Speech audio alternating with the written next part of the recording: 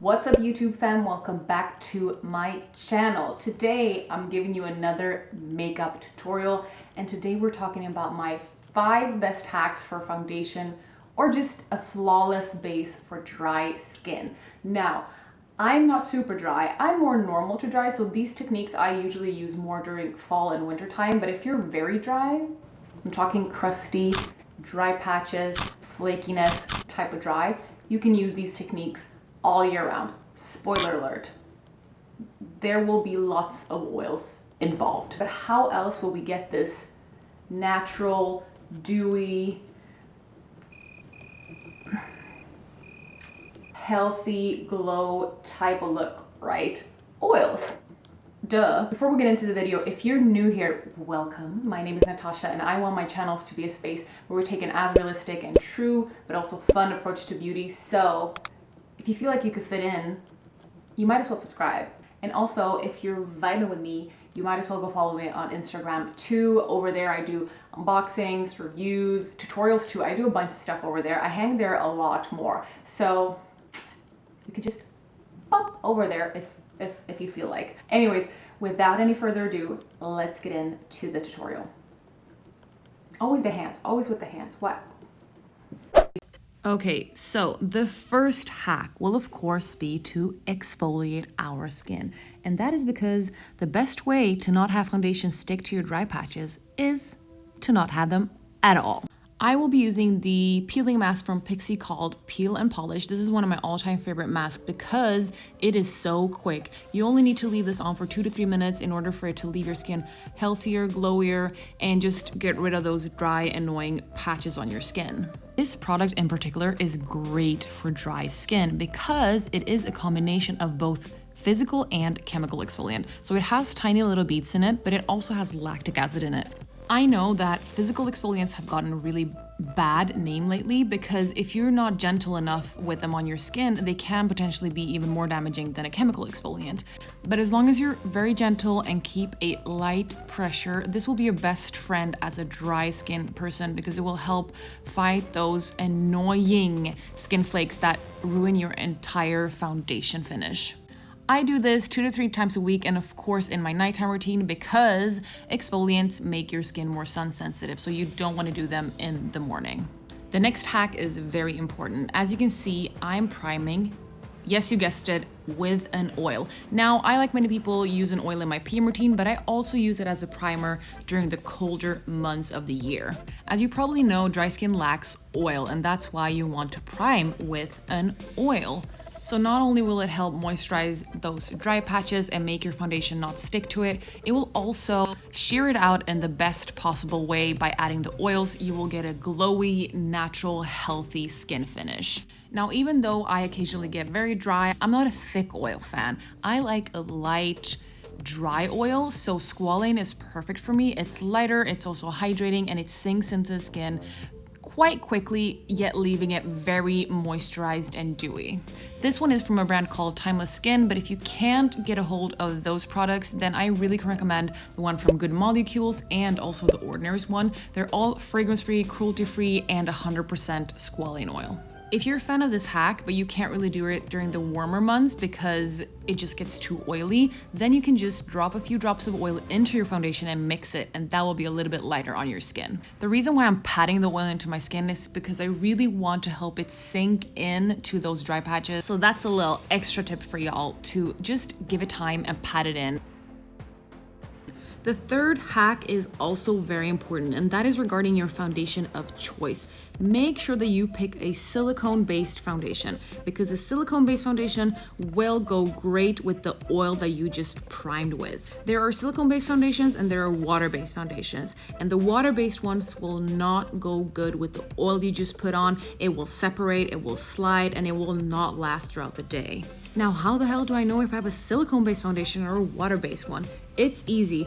Just check the ingredient list. The first ingredient in all liquid foundations is always water. But after that, if you see any type of silicone ingredient, then that is a silicone-based foundation. I will put the most common silicone ingredients down below in the description box, along with my favorite silicone-based foundations. The fourth hack is also regarding avoiding separation. If you're using a damp beauty blender like I am, That is, of course, adding water into the equation, which can cause separation. So I just, as you saw, dropped a few oil drops on my beauty blender before I started going in and blending out my foundation. For the final fifth hack, I would say go in lightly. Apply the foundation in light layers. I know it doesn't look like I'm doing this right now. I applied quite a lot of product, but that's because this is new, so I didn't know how much I was applying. But generally, I take a little bit and then I work my way upwards, because the more product you're applying on a dry skin, the more likely it is to start looking cakey very quickly. With the dry skin, you have to really be very, very careful with the amount that you're going in with. I absolutely prefer to use a wet sponge or beauty blender to apply my foundation, because I find that it's just the easiest way to apply a sheer coverage in layers that I just talked about. And I do take my time with this, and I go closer to the mirror to check to see that I don't have any cakiness or any foundation setting in fine lines, etc., just to, you know, make sure that it just looks as natural as possible. And do not forget to blend it into your neck and also into your hairline and your ears. Very, very important. If after a first layer I find that I need a little bit more coverage, this is usually on my cheeks and on my chin, then I go in with one more layer and blend. All right, guys, that was it for my 5 hacks for foundation for dry skin. So now let's move on to do some concealer, bronzer, blush, and highlighter. Here I'm going in with the Conceal and Define Concealer from Makeup Revolution. I just put a tiny bit on my under eyes because I don't have a lot of darkness going on, but still a little bit. And I picked a shade that is slightly pink because that's what helps cover up whatever color I've got going on my under eyes. For concealer, I follow the same rules as I do for foundation. I try to do as little as possible because the skin under my eyes is as dry as the skin on my face, and too much concealer that is so thick and so full coverage easily gets cakey and dry and creases. So in order for this to not turn into a cake fest, I use a very small amount. And don't even get me started on baking. Like, my dry skin could never. Let's get ready to bronze. You've seen this bronzer on this channel so many times. This is the Milk Stick Cream Bronzer in Baked. I love this. On light to medium skin tones, this is the perfect shade. It so easily blends in. It's not too dark, and I get a very, very natural sun-kissed look with it no matter how much I cake on.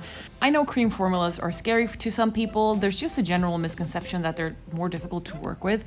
I don't agree at all, especially on my dry skin. This is such a nice creamy formula. It blends so easily. I mean, it's a cream product and we're putting it on top of oil and silicone, so it's gonna look great. But I would like to say that if you want a really long-lasting result, I would go for powder products for bronzer and for blush, and here's why. As a dry skin person, if there's any time that you should really take the opportunity to use your powder products, it is now, because your powder products will look bomb on top of this dewy, glowy base that we have. Whereas we usually have issues with powder products because they look cakey on us, now they won't. They will look amazing on this base makeup.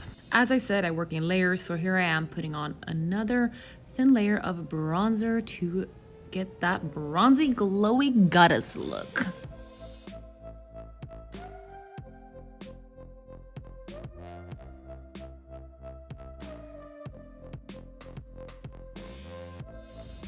Oof, look at us. We are glowing, we are bronzy, we are fresh. Let's get going with the next step, which is blush. I mean, if you've been tagging along here for a while, this is not new to you either. This is the Tower 28 Cream Blush in Beach Please. I love this shade because on a light to medium skin, it's just the perfect kind of in-between neutral color. I mean, yes, it is a little bit more on the rosy side, but it's still not blue pink. It's more like a neutral type of pinkish pink, which I love. So easy to work with, stays on the skin all day. Lovely. All right, time for the last step in the base makeup, which is highlighter. This is one of my all-time faves. This is the RMS luminizer in Champagne Rose. It's the perfect highlighting shade for me. It's kind of like it's not very golden, it's not very silver, it's champagne as its name, and I love it for my everyday creamy, dewy, sweaty glow. Et voila, finished result. All right, you guys, that was it for today's video. I quickly popped on the Pixi Maria Maquillage Posh Nude Liquid Lipstick. I let that set and then I went over that with the Makeup Revolution lip gloss in Knockout. I also popped on some fake lashes. These are the faux mink individual lashes from Ardell. Just popped some on the outer corners. Okay, that was it for today's video. I hope that you enjoyed it and that you learned something new. If you try these tricks, please let me know how it goes. And hopefully I will see you in the next one.